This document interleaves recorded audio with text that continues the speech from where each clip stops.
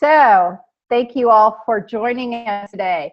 This is a Dolores Cannon Original Support Forum webinar, and today is the 10th of November, 2016.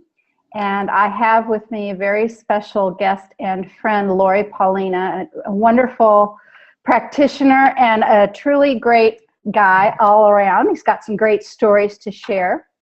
So today we are looking at discussing a couple of topics. By request, one was trance depth. There's a lot of discussion in our community about the somnambulistic state and the different brainwave states and hypnosis and visualization and where we are and where our brain state is during all of this. And we talk about that all the time. And what Dolores mostly talked about was the somnambulistic state and its importance in healing. And as I was thinking about how we were going to discuss that, I thought about Lory particularly because he has some really great stories, personal stories, very personal stories, where he can talk to you about what depth of trance he was in and how all that happened for him in various forms and stories he has of his own personal healings. And that's why I've asked Lory to join me today. But he's not the only one, okay? We want to talk about that practitioners all across the board are getting healings in sessions, sometimes during the interview portion of the session, okay? Sitting in those chairs. Sometimes, I mean, one of my best stories ever is of a woman just laying there who didn't participate in the session one way or another, that most people would have thought that was a complete and utter failure. And it was one of the most extraordinary outcomes I have had to date in 8 years. So, we need to talk about the somnambulistic state and possibly why it's not completely required for healing.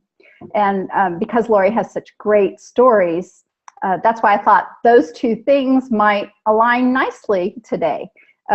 Your stories, and for you in the community to get to know Lory a little bit, his stories, and also, to pretty much talk around this topic about trance and trance depth. So I want to welcome everybody, but I want to especially welcome you, Lory. So I'm gonna start out by telling you all the first time I ever met Lory, and it's such a fond memory of mine. It was in September of 2014, which was going to end up being the last classes that Dolores Cannon would ever teach. And in real life, anyway. And I have such fond memories of this and very warm memories. And I know many of you out there have them as well. It was her largest class ever.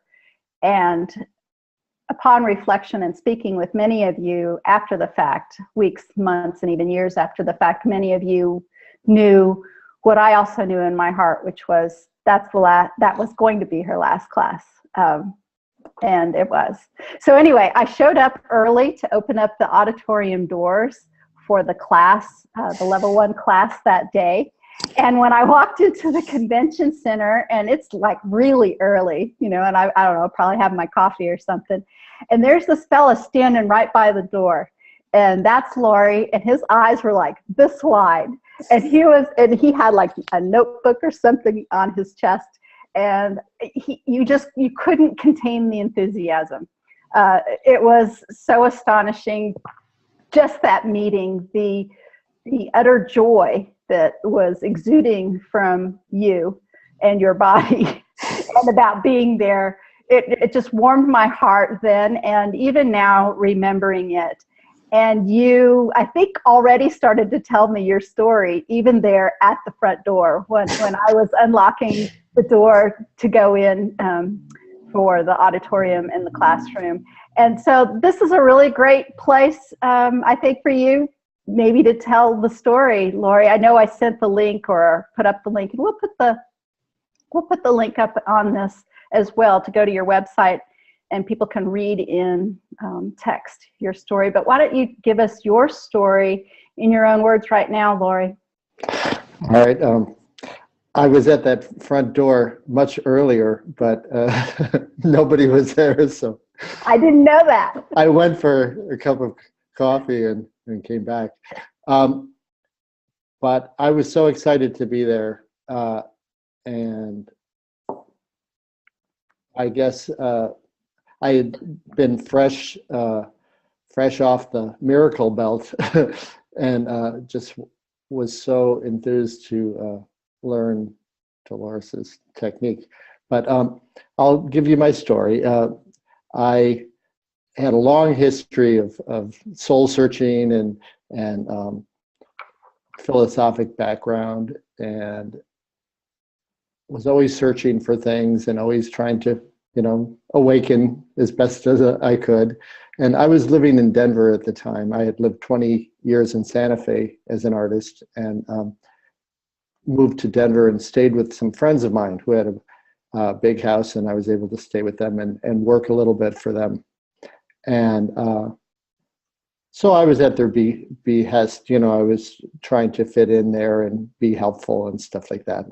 And I worked for them, and I practiced music and walked and made dinners for them. So I was constantly active at their house. And I had to go back to Buffalo, where I'm from, because my mom had passed away. And my brother, who had been her caretaker, was sort of just lost. He thought that she was going to be senile for the rest of eternity. And a close friend of mine said, "Oh, well, you should read Michael Newton's books, Journey of Souls and Destiny of Souls." And so I read them, and it was amazing in that I had believed in reincarnation, but my only venture to find out about it was the Tibetan Book of the Dead. And that was, it said you died, you came back you had 40 days to come back. It just didn't resonate with me. It didn't make sense. And so I never took it any further, but I did believe there was a spirit realm and all that. So I wanted to find out about the spirit realm. I read those books, and I was so turned on by it. I sent it to my cousin Janet, who the next day sent me a link to Dolores's Kevin Moore show. And it was just an audio. I didn't even see her. And so I was listening to it, and she just blew the top of my head off. It was like everything she said was just spot on and resonated in my body. I mean, I think she, opened up every chakra and then some, right away. And I said, I have to read these books, because she talked about her books. So I went to the library, and thanks to Dolores's method of interlibrary loan, which I suggest to everyone, I was able to get her all of her, I think it was 17 books at the time, through the Denver Library, which had none of those books on their own. And I read all 17 of them in a matter of 2 months. So I was just, everybody was making fun of me at the dinner table because I said, "You don't understand, this is too great." And it was just tremendous. And then I said to myself, well, I really have to study with her. I got this feeling like she wasn't gonna, I was just flabbergasted that reading those books that she was still alive, number one, and number two, that she was still teaching. It was like, oh my God. But, I was very practical, and I said, all right, well, I'll get a session in Denver with a practitioner and see if I like the modality and, if it's something I think I can do. Because I had never done hypnosis. I do psychic work and spiritual counseling, but I was never really into hypnotherapy. So I had a session. The woman was lovely and very matter of fact. And she just said, no matter what, say okay when I asked to speak to your higher self. And so I did. 1:11. I'm just saying it's 1:11 as I'm checking the time. Go ahead. Okay. So don't rush me, Candace. I'm just joking. So it wound up being that that when she asked I had a crooked back. My shoulders were uneven due to a childhood accident, and my sacrum was crooked, and my left foot was pronated and sort of just not lifeless, but I mean, I couldn't really walk on it. I just sort of used it almost like a peg leg. So the left leg was weird, the foot, and the left shoulder was a good, 2.5, 3 inches lower than my right shoulder. And I had continuously been suffering for the past maybe year and a half with really bad stiffness in the back that I couldn't abide by. So I was going to a chiropractor, but he wasn't helping. So she asked during, and I had a past life or two. It was working. I was a salamander and a space alien. But then she said, could Lory heal his back? And at that point, I was about as lucid as I am now. And I just sort of chuckled because it's like, I don't know, I hope so. Is basically what I said. I was so light in trance. And that was the end of the thing. It was just sort of like lame. And I said goodbye to her, and she said, just give it a week or so. She says, and see what happens. So a week to the day was the 4th of July. We lived in a fancy part of the neighborhood where the country club was, and on the 4th of July, they let off all these bombs, explosions and stuff. I was home alone. I was practicing the cello, and my back was killing me. And I said, I'll take a hot bath, and maybe I'll feel more.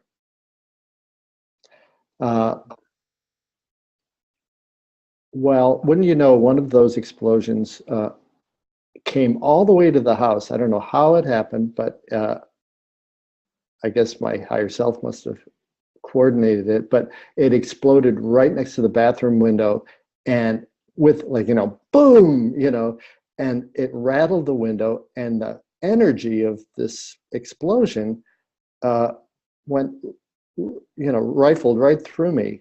And the second that happened, I looked down, and the first thing I saw was my chest, and it was in a gray wool suit with gold buttons and a whole bunch of medals to the left. And I gathered immediately that I was wearing a Confederate outfit.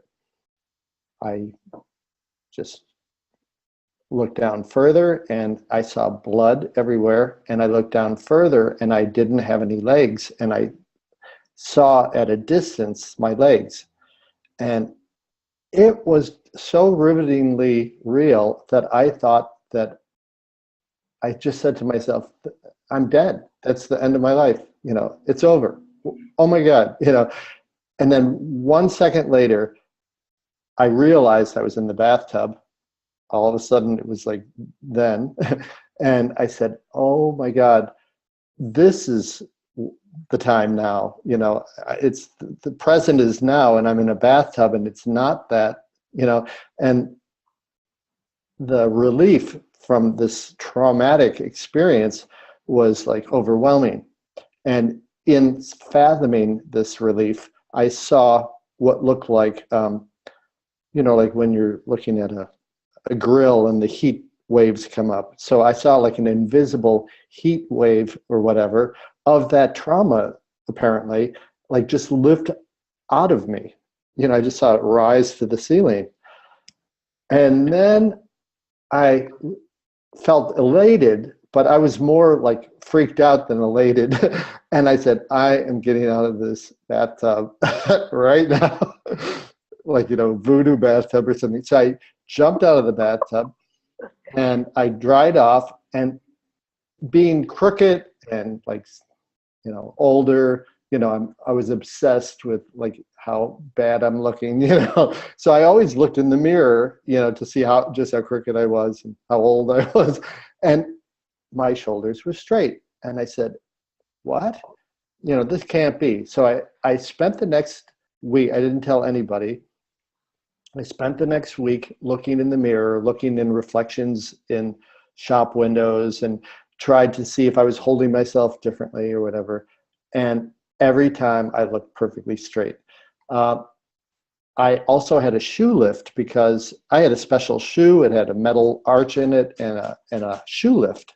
And I walked every morning for like 3 miles. So I didn't take the shoe lift off because I just didn't believe that anything was really happened.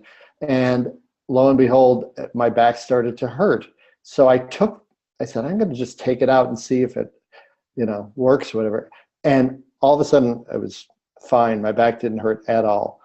And I just couldn't believe it. So I called her up a week later and I said, I waited a week. I tested everything out and, I feel completely, normal. My back is, and she said, oh yeah, that happens.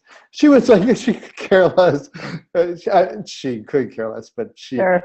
She was just so. I heard that before. Yeah, it was like just normal. So I immediately called up and booked the Dolores class, and I went to Arkansas, and that's why I was so excited, was because I had such a miraculous healing. Then we broke up at the end of the week into groups, and Cynthia Buckner was my partner, and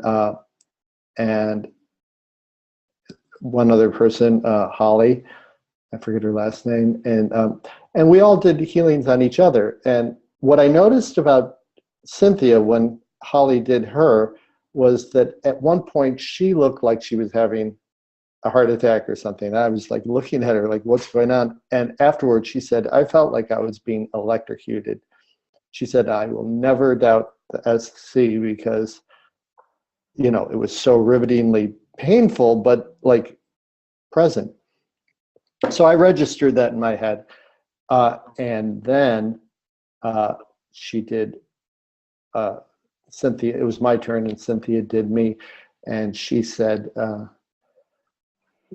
the second time, the SC really came through. I was having a life as an eagle, and it was incredible. I mean, it was like a scope with lines, the vision was like a telescope on a naval ship or something. So if you look down, you can see the longitude and latitude lines. So if anything moved, you could zero in on it and pick it up. So being an eagle was fantastic. And towards the end, I felt like mud was being splashed in my eyes. And I said, well, what's this all about? And I looked down, and there I had a talon. And in the talon was a snake. And the snake must have been picked up from a river bed or something. And it was splashing wet mud in my eagle eye. And because I had tarried to just, figure out what that was, I heard in the distance like some voices. And I noticed they were saying, well, he doesn't, we're mean to him because he doesn't listen to us.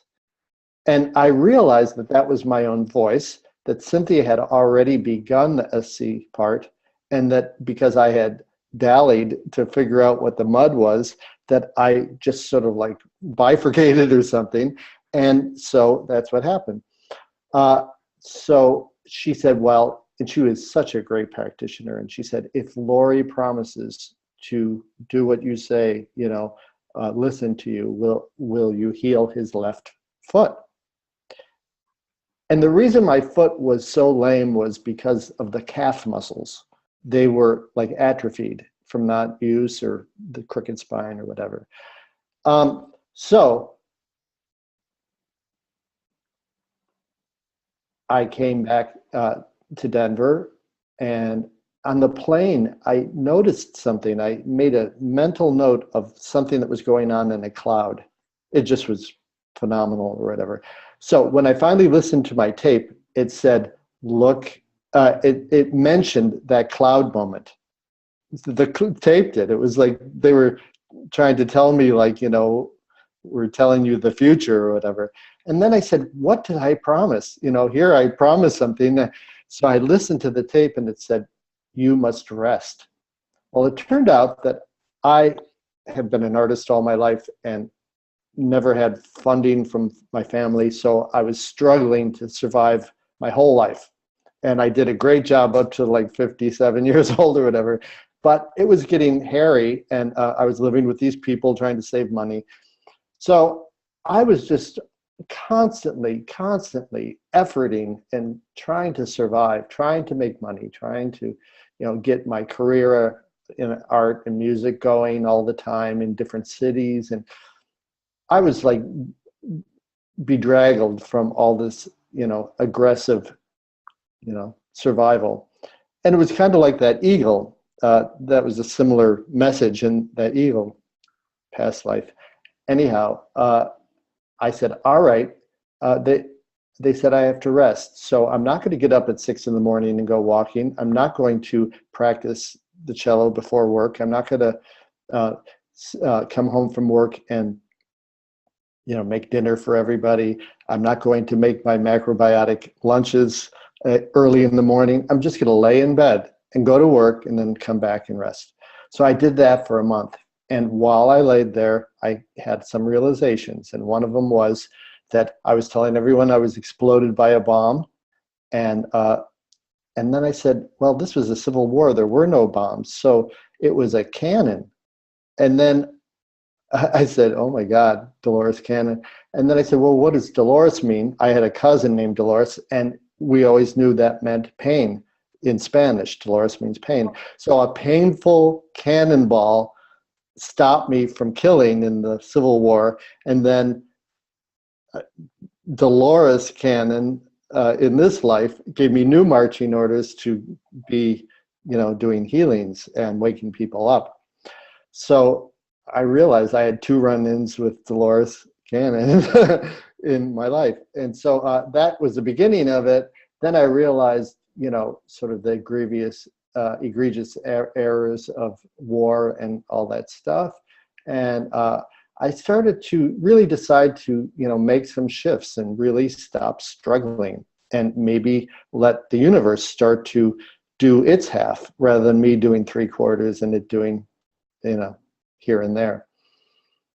And so it said, if I did what it said, it would heal the leg in 2 months. Well, in a month and a half, I was sleeping in the middle of the night, and at midnight, it was the October 26th or whatever, I felt like I was being electrocuted. When I was a kid, I went to a fun house and they had a chair there that had a little volt going through it. So I knew what that felt like, it's supposed to be funny, but it wasn't. And so I didn't know what to do. And I realized if I deeply breathe, it will abate, because, deeply breathing is so great. So I did that, and 20 minutes later, it stopped. And I said, that must have been what happened to Cynthia, because it felt like how she looked. Mm-hmm. But thought no more of it, and I got up to go to work. I took a shower. I went to put my shoes on, and my foot would not fit into that metalled shoe. It was all built for a lame foot, and it just wouldn't fit. So I had some sneakers that didn't have that setup in it, and I just realized I was standing on the edge of my foot correctly. It was like all of a sudden, usually I could pretend like I was standing correctly, but I couldn't hold it for more than a second. But now I was, without even thinking about it, I was completely standing on it correctly, and the muscle was in the calf was holding it up, no problem. And to this day, which is years later, I've not stood the other way. I've stood correctly. It did take 2 months of walking around the park very slowly and seeing how my right foot touched the ground when I walked, and then imitate it with my left, because I was just like, walk, slam my foot down, walk, slam my foot down. Now both feet started to walk correctly. So you were relearning how to walk, because I think you were telling me when you were first telling me this story, you said you used to kind of just throw that foot.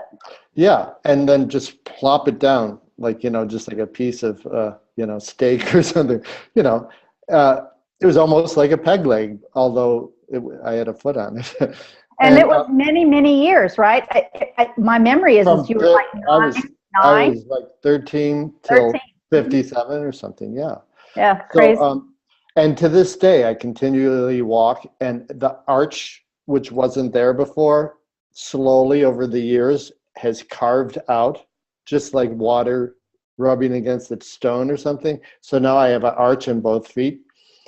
And so that was amazing. I'm going to stop you because I want to ask some questions, and okay. And I know you've got more stories yourself, but for people who are listening, I've been taking a few notes. So I want to mention some things, and then I want to ask you some questions, if that's okay. So the first thing is, and I'm learning, you and I have talked many times since meeting in 2014, but I've, because of the wonderful way you've told your story today, I've learned more about some of the timing and some of the things that were going on here. So when you had your very first initial session in Denver, you said you were a salamander and a space alien, but you did not experience a Civil War life. Is that true? Not at all. Isn't that interesting? So for the practitioners out there, think about this, right? He didn't even go to the place that seems to be the impetus of what happened to your sacrum, right? You had a salamander and a space alien life. May I ask, what did you learn about those two experiences? Why did your higher self say that? Well, I was surprised when you just started to ask how it all of a sudden it clicked in my head. This salamander, I was like I was at something like a salamander in the Vietnam War, Wow. And it was like I was climbing up tanks and stuff, like these like light green tanks with like big, nozzles on them or whatever a tank has to shoot the stuff. And I'm like, what are these people doing? Where, it was like you're in my jungle and all of a sudden we're killing each other. How ridiculous is this? So I climbed up to a tree and looked down at it and was just like baffled. So that's what clicked in my head, is like, it was sort of like, this is when I started to realize how war is maybe ridiculous, where in the Civil War, I might have bought into the idea of war. Exactly. And then the space alien thing was when we went to take the class, it was in the Hilton that I stayed, and we also had the class next to it or whatever, and it had this enormous lobby. It was like 8 stories high, and all the rooms were around the periphery of this huge lobby. Well, this life as an alien, I was on a ship, and then the next thing I know, I was in a like this front cement entrance to what looked like a glass dome. And I walked in it, and it looked just like that lobby, except it was all glass. And I stood there and I looked up at like maybe the 8th floor or whatever, and there was a panel of council, and they said they were chewing me out. Not really, but they were letting me know in no uncertain terms that I had failed in whatever it was my mission was. And I just felt like, like, boy, I'm getting chewed out, not really, but it was a disappointment because I had failed. Okay. And I don't know what the subject matter was. Okay. I want to mention a couple other things. When you talked about the explosion going off I'm going to back up and ask first and mention this. I have a memory of you telling me about this story before, and correct me if I'm wrong, you said before going in to take your bath, you had listened to the session for the first time. Is that true, or am I misremembering? You are right. I had, I just said, they said to listen to it a number of times. So I said, and this was before I practiced. This was, right. a few minutes before I practiced, I just listened to the healing part. I wasn't going to listen to anything else. I just listened to the healing part, which was very short. I mean, it didn't. And it was you, and it was you saying, yeah. I'm right here. It's just me. This sounds like I'm just talking like we're sitting on the sofa, right? Right. So I when she said, "Can Lory?" She said it in such a mysterious way. Can Lory heal his back, or could you heal Lory's back? And it was like you asking me this right this minute. Right. So I just said, well, I don't know. I hope so. Right. You know? And it just sounded like you and your own voice. The conscious mind just said, I hope so. Okay. Yeah. I wanted to make sure. Okay. So that's number one. I wrote it down when you said this, when you said that the explosion happened by the window, and then that energy, you know what word you used? The energy rifled through you. It did. So that I picked that on that right away. Well, it's interesting that you're saying that, because the final story that you're going to ask me had to do with a rifle wound. Yes, so, and we're going to talk about that too. But before we even move on to that, I also want to say, and as I'm saying this now, my body is buzzing wildly. You had this entire experience immersed in water. Yes.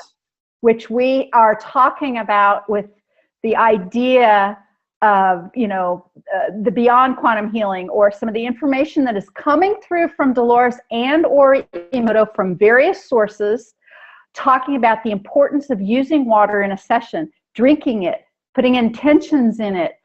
Even at the webinar we had in Missouri, talking about the idea of putting somebody's feet in it during a session, which all sounds a little hokey hooey and whatever. And even I didn't think to your specific session until you started talking about how your entire experience here happened with you kind of immersed in water. And I mean, I'm kind of imagining you kind of laying back and being really... That's exactly what happened. But I do have to say, on top of that, that bomb exploding next to the window was really the orchestration of my higher self. That was orchestrated. But yes, the medium that I was in was water, and it did have a very vivid recreation going there. Mm-hmm. That's really amazing. Okay. So go ahead and, one of the reasons I was trying to send something on the chat here, it said, I can't do that because not everyone's there. I don't know why I was just going to say to Crystal, yes, thank you. Crystal, before we even got to that, was talking about that, that you were in water when all of this happened. And it's what I wrote down and mentioned just now out loud. You had some really interesting things happen subsequently about the Confederate soldier, and then something else, and another healing that happened to you. And this particular healing, and I want everyone to realize this too, it didn't even have anything to do with the session. I think, all of this study and all of these ideas and all of these other sessions and this work that we do brought you to a place where you had a healing that you literally watched happen. Just, I don't even know where you were, sitting on your own sofa or whatever. So go ahead and tell us that story. Okay, so and then maybe talk later about the development of the Civil War thing. Do either, whatever makes most sense for you, because I don't have all the facts straight, but both of these stories are amazing. Well, they're all related, so I'll tell you the third story, which is, so I get back to Denver. I have the 2 miracles behind or under my belt, and then I still had some issues which developed. And so I said to myself, I had a cough that was just not stopping. It was like, I've had coughs all my life. This did not stop. And also, the weirdest thing happened. Living in Denver, I don't know what kind of spiders they have there. And one morning I woke up and it was like, I looked at my leg and it looked like I had gotten bit by some like nasty spider. And I monitored it for like a day or two. And instead of it like rising and becoming swollen or whatever, it sunk. Like, when rain hits on a grave and makes it sink a little bit. And I said, well, what is this, a brown recluse or something? Is it eating my leg from within? So I took my pants off at the dinner table and showed everybody just a little bit, and sorry, Candace, this is I'm just imagining. Going on record. And everybody said, oh yeah, it is sunken, and all I could think of was it looked like a bullet hole. It was that size. Well, as the days, weeks, and month proceeded, it changed, and it looked like the size of a chiclet, chiclet gum, but not the little ones. They made those jumbo ones, which was about, that size. And it was on my leg, my right leg, and it started to grow. And it was like blue and purple, and it didn't hurt and it didn't itch, but it was sort of like somewhere in between there. And it started to get thick. So it was about 1.5 inches or more, like subcutaneously and above the skin. And I didn't have health insurance, part of my struggling life. And so I just said, what is this going to turn into? And so I finally said, I'm doing all these healings, all these sessions, because, I wanted to go to level 2 right away. So I had like 10 sessions, 15 sessions under my belt at that point. And I said, I'm talking to everybody else's SC. Why can't I talk to my own? So I said, well, maybe if you just, because it was sort of there, even though I wasn't deeply in trance, so maybe I can just talk to it, So I laid down and asked it for, I don't know if I asked it for healing. I just sort of started to build a relationship with it. That's what I was doing, and said I loved it and show me more of who you are and all that stuff. And then at one point I said, all right, I'm just going to use my own voice. So I said, higher self, could I please speak with you? And then with my own voice, I said, yes. And then I said, could you heal my cough? And at that time, I was working with a whole bunch of people, and there was some people at the top that were very, very abusive. And I got an intuitive hit, like as loud as can be, that said, no, you are getting abused at work. And every time you cough, that's you saying no to the abuse. And I said, all right, that sounds, I'll buy that, and I'll take note, and I'll think of that. And then without dropping a beat, I just said, how about my chiclet on my leg? No sooner did I say those words, and all of a sudden it felt like, because I watched the movie Austin Powers, where there's a laser beam. I felt like a laser beam stitching, like horizontally the length of this thing, and then vertically the width of it. Like someone had stitched over it, patched over it with a sewing machine. And I almost think I heard crackling, like how a laser beam would crackle as it's burning into metal or something. And after that finished, I was like so, flabbergasted. I second time in the same month, I pulled my pants down and I looked, and it was gone. The patch that remained was what looked like burnt skin. It was sort of like, I don't know, skin colored, but like burnt. Like my cousin is a nurse, and I went to her immediately, and she said, Lory, that looks like it was burned. The skin looks burned. And so I was just, and then a week later, there was a penumbra around the area that was red, and it was like it was expunging what had vaporized below the skin. And so someone gave me some clay and I put it on there and it sucked it out, you know, and so then it was gone.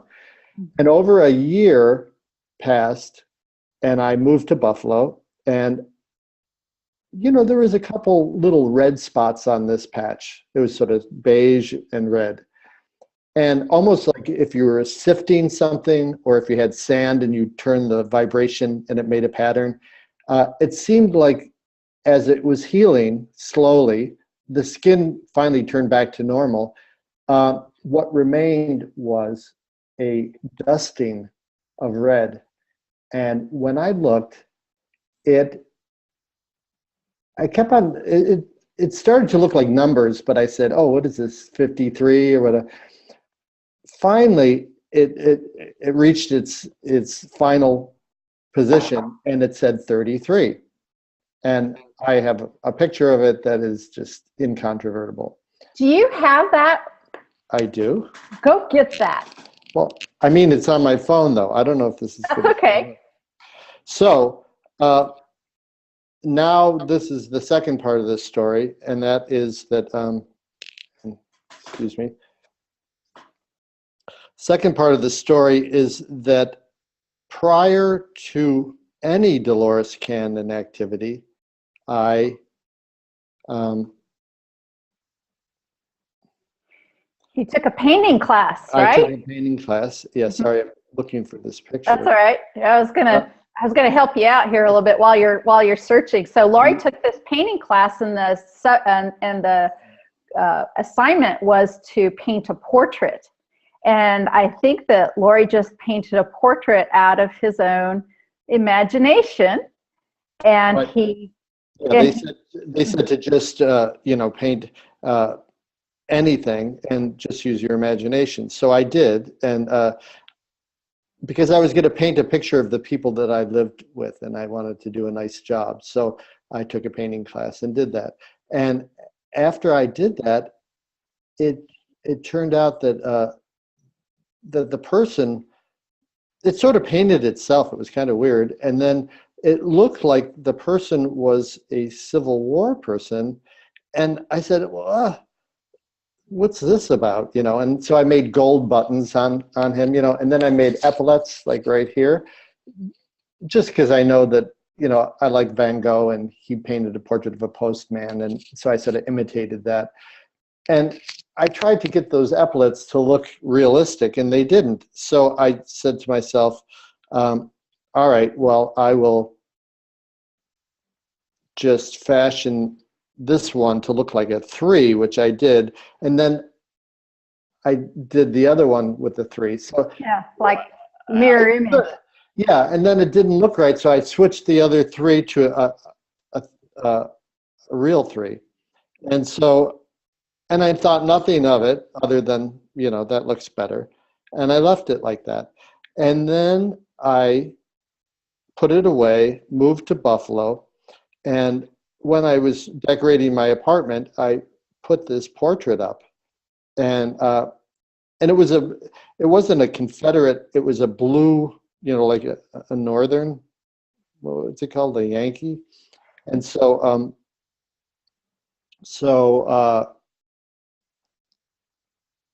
I had it up in on the ceiling there, and I had a client come, and she was super intuitive, and she looked at that, and she said, that person killed you in a past life. And I said, oh, I thought it was myself who had died in a past life. And Candace, I don't know where this is. All right, let's put this up later as a link to the show. So don't worry about it, okay? Okay, so yeah, now you can just finish telling your story. I know it's distracting. It's okay. I showed it to someone just the other day, so I thought it was right there. So she said, no, that person, that's a Confederate, and he was he was a Yankee, and he was from the 33rd Regiment. And I said, oh, that's what the 33 is. So I thought, oh, I will go Now, let me just back up 1 second. This was when they said the 3 waves of ascension, and September 28th of 2015 was the first wave. All that month, I was feeling like my insides were being burned alive. Like I was just, all the negativity was being burned up. I felt like I was being cleansed and purified. And they said the 28th was going to be the first ascension. And I said, I'm going through it right now. I mean, it really feels like it. Well, this was on the 28th. And when this client left, she said, that's the man that killed you. And he was from the 33rd Regiment. Well, I'm sorry to back up one more time, but I am an Emily Dickinson fanatic, and I've studied her all my life. And the sad part about Emily Dickinson, seemingly, was that she was so afraid to be public that at one point a man who owned a publishing company said, anybody, he put this out in the newspaper, anybody that thinks they're talented enough to write, send me your poems and I will publish them if you're good enough. And she sent him epic poems that were mind-blowing. And he wrote back and said, sorry, you're not talented enough. And she continued to send him better and better poems, if they could even get better. And he rejected all of them. When she died, she hadn't published at all. And so her sister got him to publish her work, but he obliterated it. He said, I'll publish it, but I have to fix it because it's so bad.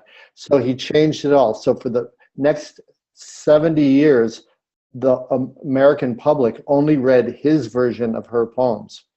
So I wanted to strangle him. And his name was Thomas Wentworth Higginson. Well, a couple of years ago, I lived with an artist. He was having a show. He invited me to Dartmouth College to hang the show. He said, I got you a bed and breakfast. You will stay there. I did. I came down to breakfast. The people that owned the bread and breakfast were there. And I looked at their wall of, things, like all these pictures behind me. And I looked at one of the pictures. I said, I know him. And the lady said, oh, you can't. She said, that's my great-grandfather. And I said, it's Thomas Wentworth Higginson. She said, you're right. And I said, well, I'm an Emily Dickinson aholic. And she said, oh, he was so wonderful and he helped her so much. It was like, I had to hold myself back from strangling her. And so just that's the background of Thomas Wentworth Higginson. Anyway, so the lady left. She said the 33rd Regiment. And she said, and I said, I have a 33 on my leg. And she says, well, yes, they would brand the people they killed with their stamp. Like we killed, the 33rd Regiment killed this Confederate soldier. So, and I showed her and she said, yep, that's what it looks like. So she left, and I went immediately to the internet to see about the 33rd Regiment and could I find a picture of that guy. Well, I found a picture of that guy, and he was the head commander of the whatever. And the 33rd Regiment, the supreme leader of that, it said Thomas Wentworth Higginson. And I said, what? And I looked, and then it had a link to Emily Dickinson, and that when he finally got out from the North, being the commander of the 33rd, he set up this newspaper and had a conversation with her, and all that stuff. So it was that day, the 28th of Ascension. It was like all of a sudden the veils were opening up, and I was seeing that maybe, I don't know why I'm so, Emily Dickinson is just like so part of me. So it's like, could I have been like part of her and this guy at the same time? Because it happened at the same, the 1860s. So, could that be, and that was my nemesis in that life, and you know what I'm saying? So, I do. Just such amazing connections and so many fabulous stories. Since we were starting to talk about trance depth and proving healings, I wonder if you couldn't just talk about your own realizations right now. What trance depth and what mind state is that you've come to the conclusion is necessary to achieve some of the really miraculous healings that you've had, and also a little bit possibly about, and we ran out of time beforehand. I was going to talk to you about some of, because I believe you've had like scans and then rescans. We've had some of those questions. So if you would talk about, you know, mind states, trance depth healing, what you think are the real components, the necessary components for healing, and then some of maybe, you know, what you have for testing, and maybe a way that we can present that, or maybe places that you've already presented it to the public. Yeah. Well, as far as all that proof stuff, I had a, I always get it wrong, not Xerox, X-ray of my back prior to it and afterwards. And my chiropractor went over it with me, and he did show me where the sacrum did not like shift, but the rest of the back straightened itself out. And he did, you know, he measured it, and he wrote the differences in measurement between the two, and I have those. And my foot, I mean, I didn't take a picture of my foot before, but everybody that knows me, my family, I could get people to testify, because I mean, they've lived with me all my life and known the whole thing. What other proof? The thing on my leg, I have people that were with me. My cousin Susan saw it. I took pictures of it before and after. So, you know. Do you still have those pictures? And can you see the 33 on them? I think you might have sent one of those to me. I think you could. Yeah, I did send you the 33 one. And I do have the picture. I know I emailed it off of my phone to me, so I just have to go dig it out of my emails. Yeah, if I would have. I went swimming with my iPhone, and it took the pictures away, but maybe they're on the cloud, I don't know. But I do have them in email. I'd have to search them out. But depth of trance, you know what I learned from Dolores when in that last class that she taught? I sort of read all those books, and it was all, you know, somnambulestic, sort of channeled type of books. And so I said, you know, I had this miraculous healing, and it was lighter, but it, you know, and I said, you know, I was not in that deep state. And she said, yeah, we're seeing that now a lot more, that people's vibrations have raised, and they don't really need to go that deep. But I mean, I really had this, like, I really had this question for her, because it was like, you're saying everybody goes into this deep thing, and I'm living proof that you don't, or you don't have to. Right. Then what I found more helpful than any physical healing, and this is interesting, my brother asked me, he said, does it feel like a miracle, all this stuff? And I said, no, it feels more like that was a bad dream, and I woke up from it. So that's interesting. But more important than any physical healing was the realization that we are embers of God. Our soul is an actual piece of God, and it resides in-house. And our journey in ascension or enlightenment or awakening is to forge a relationship with this element, which is sort of the parent and the partner you never had. You know, the only one that can really give you love, the only one that can really guide you. And so to build a relationship, and that it is possible to build a relationship by just speaking to it. And so I went on a journey from that day to build a relationship with my higher self. And And in retrospect, I think what caused my healing, and I have a sneaking suspicion would help other people to heal, is that I was willing to change. I was willing to stop efforting, to let my heart melt by sort of like loving myself and calming down and trusting my higher self and learning to work with it like a co-pilot would work with a pilot. And by calming my sort of inflamed ego or my emotional mind, by calming it down and working more with the help and the guidance and the comfort of the higher self, I was able to start making choices from my heart rather than constantly from the brain trying to get ahead.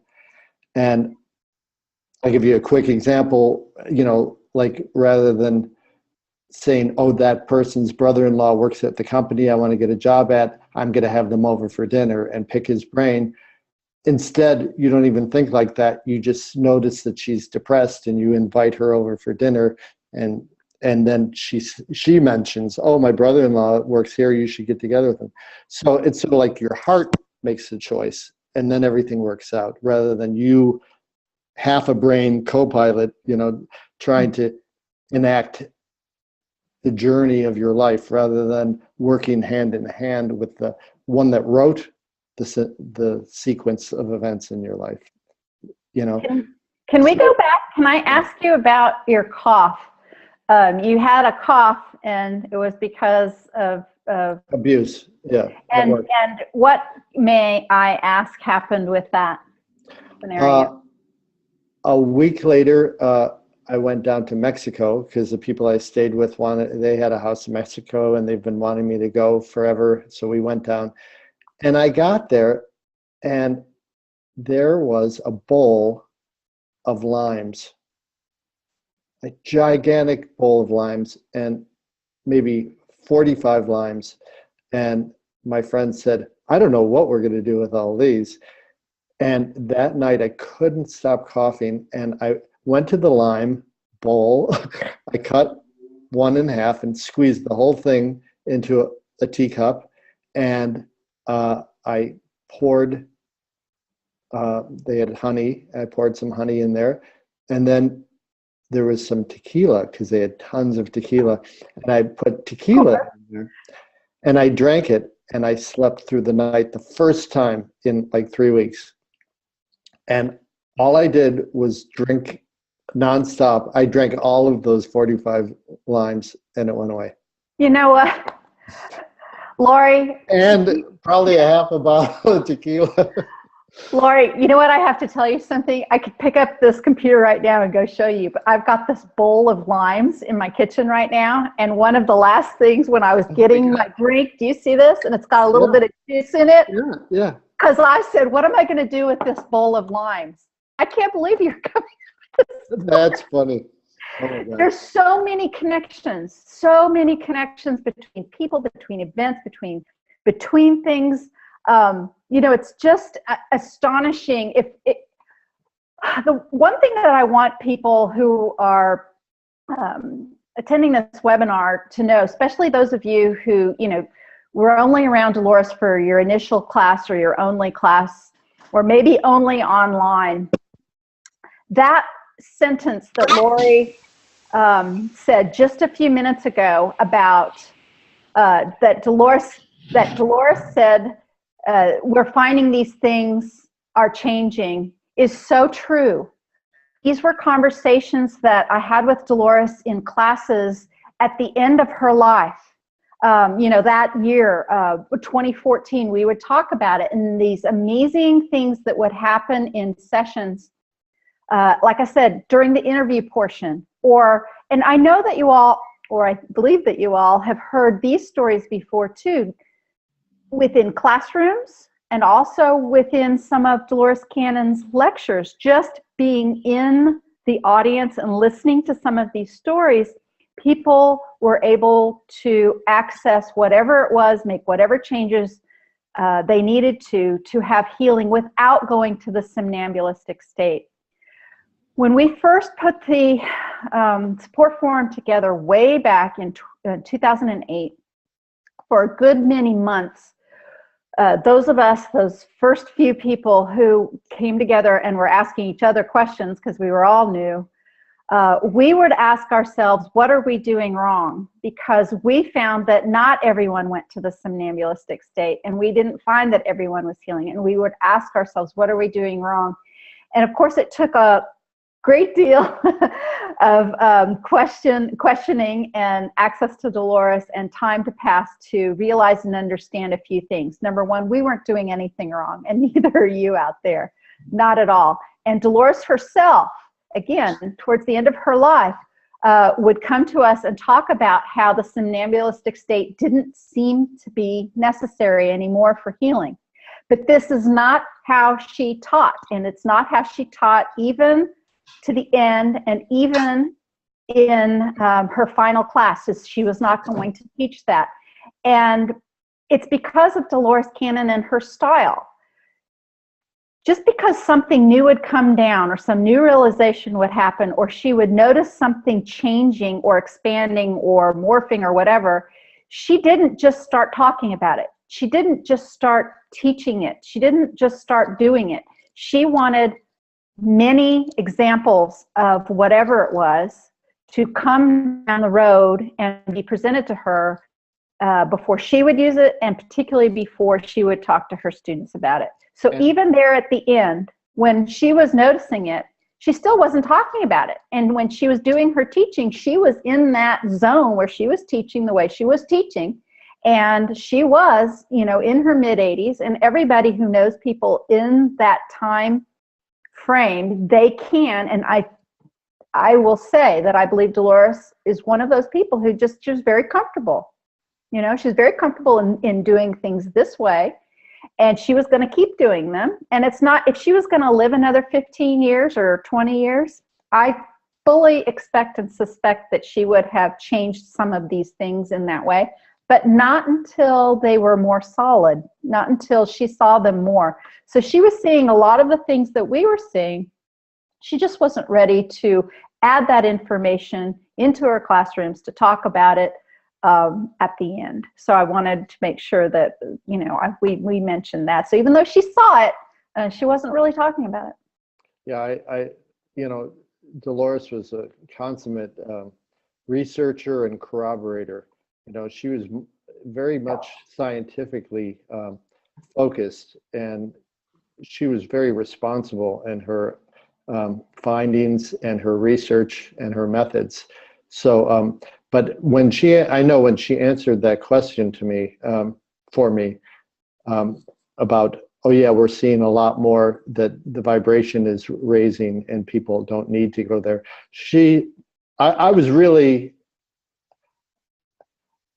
I was expecting not to be satisfied with her answer. And when she said that, it went into a different level in me, just like when on the 28th, I had that realization, and all the veils of the different lives and the connections between the players in those different lives was revealed. It's like, I get it. The higher your vibration, the more everything opens up. The connections can be seen behind the veil, and it's all an orchestrated assembly of guides, spirits, players, realizations, thoughts, promptings. It's all like a soup, that without this amnesia, how do you say, amniotic fluid or whatever, that we can't see all the connections. Once it's lifted, it all fits together like a glove. And she was very responsible in what she was doing. Yeah, she was. She was very careful, and I love that about her. She, she didn't just. She was like a sailboat who would, set course, and she was, she would have a direction just because some stray wind came through. She wasn't going to change course just because of that.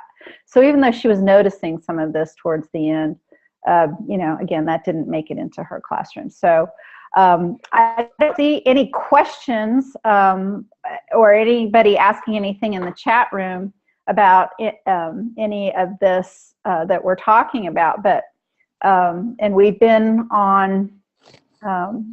just past an hour, but I'm happy to hear any more thoughts. You know, one of the things that, if you don't mind, I'd kind of like to talk about. I don't know if this kind of aligns with our topic or not, but a session that you, Lory, did for me in March of 2015. I think you probably remember that session.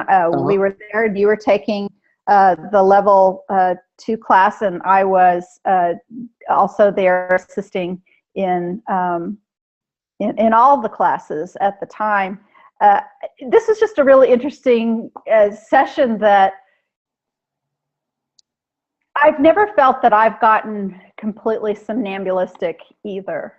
I have a very strong analyzer, left brain, logic side of my brain. And what I found really so unique and interesting about the session we did, so Lory facilitated a session on me. And in a way, my brain was in 3 areas. So I was, wait, what are we looking at? Oh, back it off. You're too close. Back it off a little. Yeah, stop. Now hold it real still. Can y'all see that 33? That's amazing. Now go find that painting. It'll be even cooler. There's my underwear. Yeah, don't show that.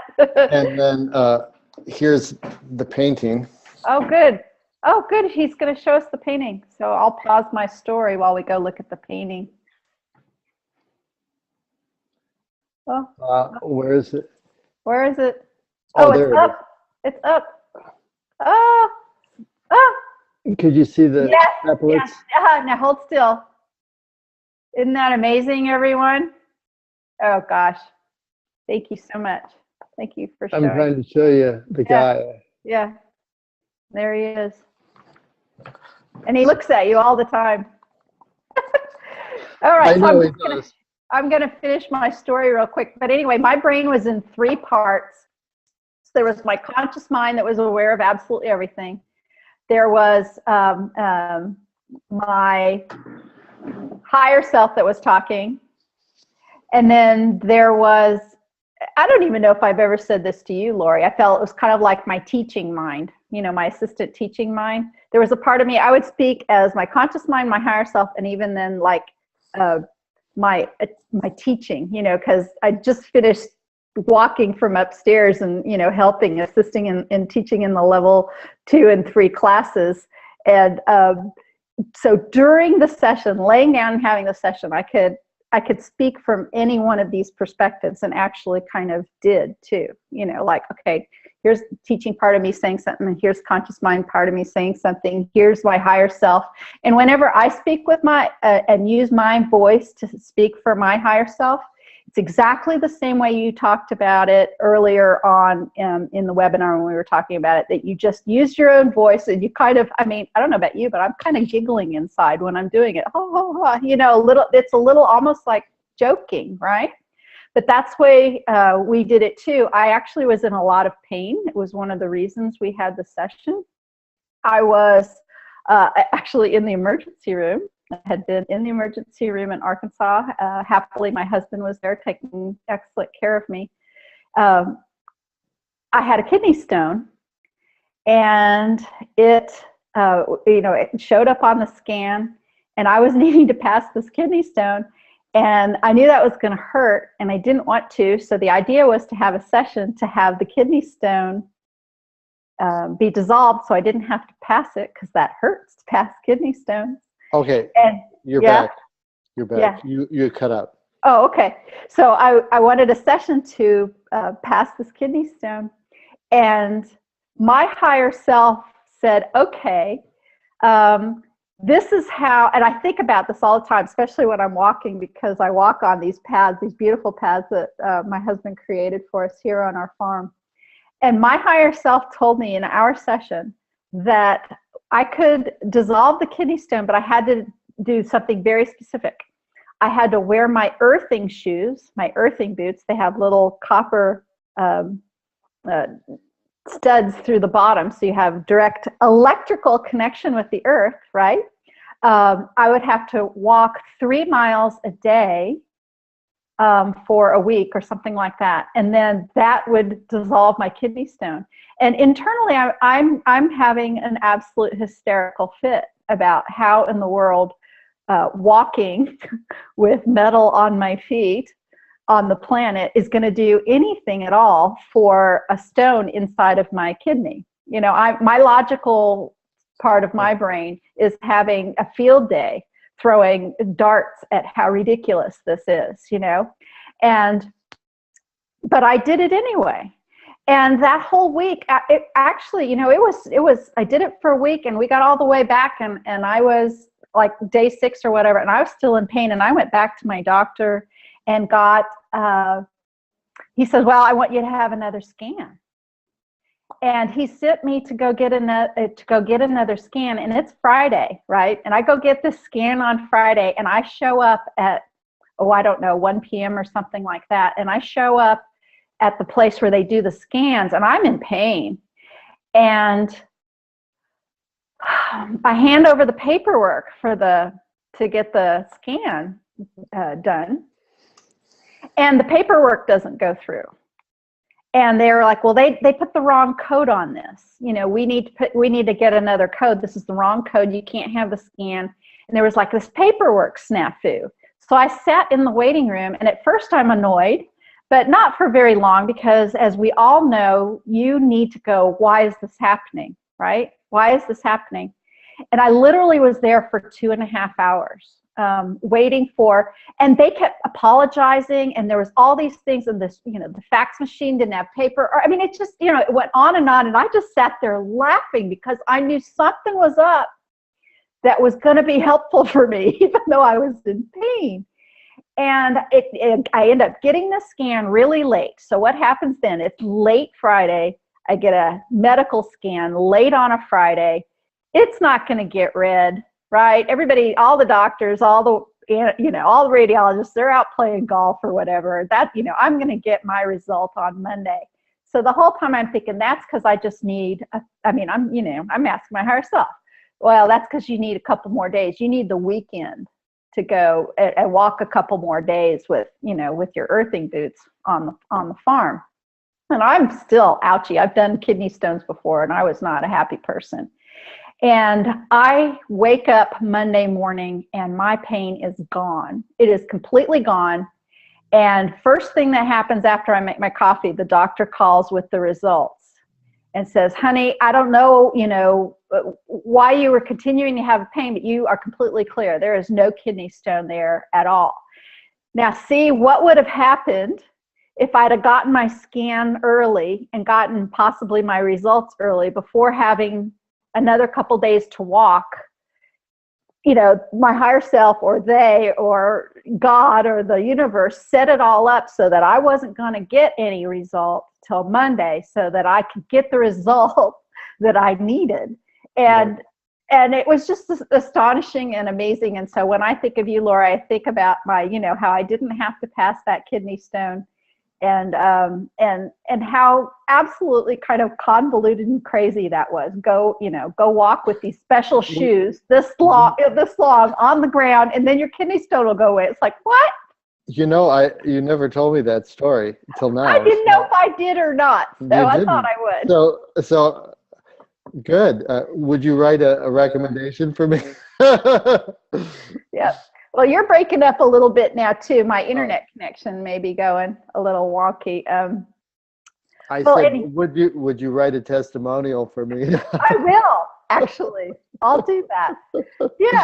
Yeah. And it was fascinating for me too, because there was a part that, we as healers, it wasn't lost on me at all that I was spending my day in the classroom with Dolores Cannon's students teaching about self-healing, and I end up in a medical emergency room in Springdale, Arkansas. It's just surreal. It's absolutely surreal. And we won't go into the details and you know, about the root causes, but there's so much makes sense. You know, it all makes sense. It's all completely for a reason. But you betcha, I will write you a testimonial.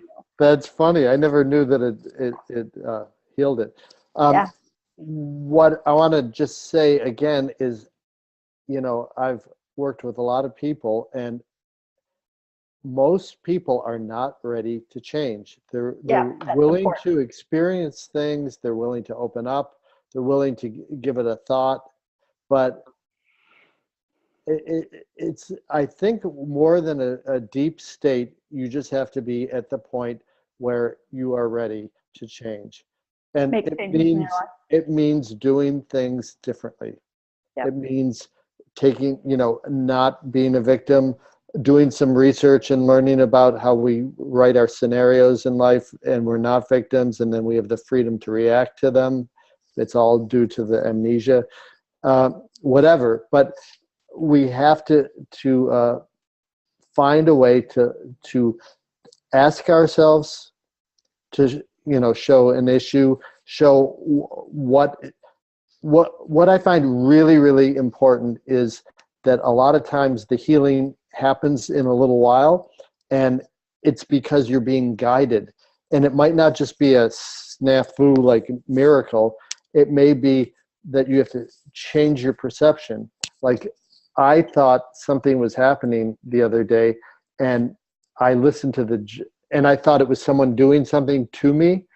And then I watched a Joseph Blavatsky or whatever video about hypnosis, and he pointed to he said, you know, if you're taking makeup off, you don't take it off of the mirror, you take it off of yourself. So I said that to myself. I said, well, maybe I'm going to take that look and say, is this me instead of that person? So I did what I could do in my thing, in my sphere, and it cleared up. Wonderful. So it, you know, it was like my higher self showed me, got me to watch the Joseph thing, got me to realize something. I made a change in perception, and all of a sudden the resistance I had to this person let go. And as soon as it let go, everything got better. And then when I realized it was really me, then it really left. So, you know, it's having this relationship with your higher self. It's being open to be shown things through intuition or signs, or just faith that you want a change, you want a healing. You know, it comes in many different packages, but I think the biggest part of this all is to forge a daily relationship with your higher self, and take care of your own emotions. Okay. Actually, so in the question and answer room, Nina says the chat room is closed and we can't see both screens. We can only see the person speaking. So we didn't get to see the 33.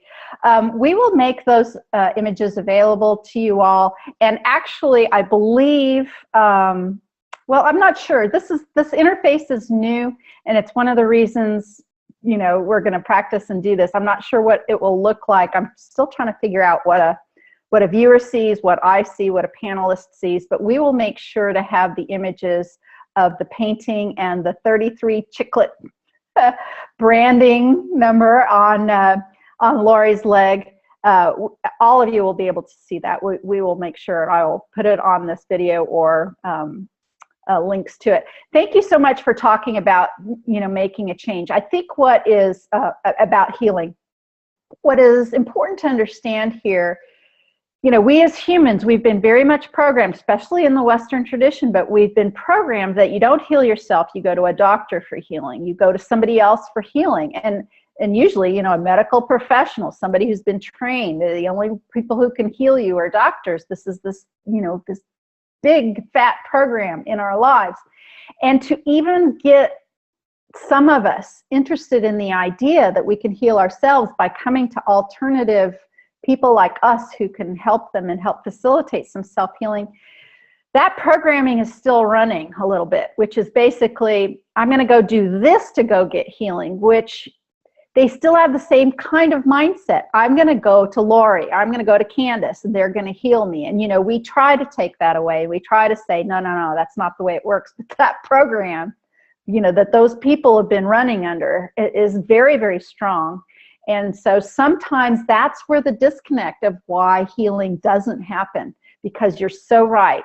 There needs to be some sort of change made, because.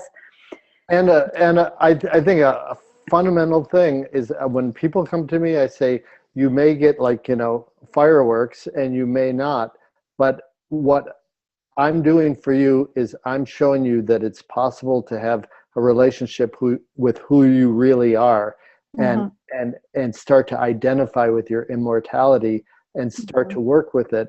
And that's where interpersonal healing is, and you can access it.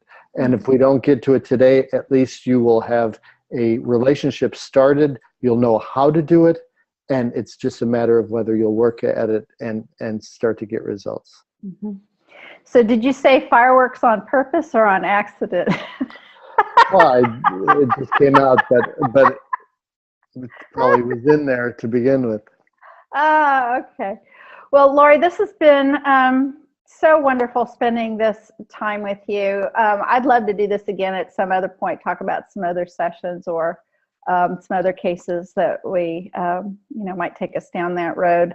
I want to thank you for your time today. I'd like to thank those of you also who have joined us today for taking the time out of your day to listen and to answer some questions and to make some observations about what's going on here. And for those of you who are watching in the future, the recording, look for more of these and let us know what you want to talk about. What kind of things can we talk about? What are you interested in as it concerns this work? There's always so much to talk about. I'm still a little taken aback by the limes, the lemon, and the water about all of this. There's so much more going on. Dolores, I think, has a lot more to share in these tangents of, you know, exploration of all of the different connections. The soup that you're talking about also, isn't that interesting? You know, liquid. the soup of all of what's going on. I think this is an exciting time to be a practitioner. There's more coming to light. There's more available to us. More people are hearing Dolores, including many practitioners out there. There's still, I would say, 80% of you out there are still too shy to share what you are hearing in their sessions and in your meditations and in your dreams about Dolores, but we'd love to have you share them publicly. I'm happy to hear it all privately, and I'm glad you're sharing in that way, but I'm hoping some of these people will come forward because Dolores has a lot to say on many other and expanded issues from her expanded perspective right now. Lory, this was amazing.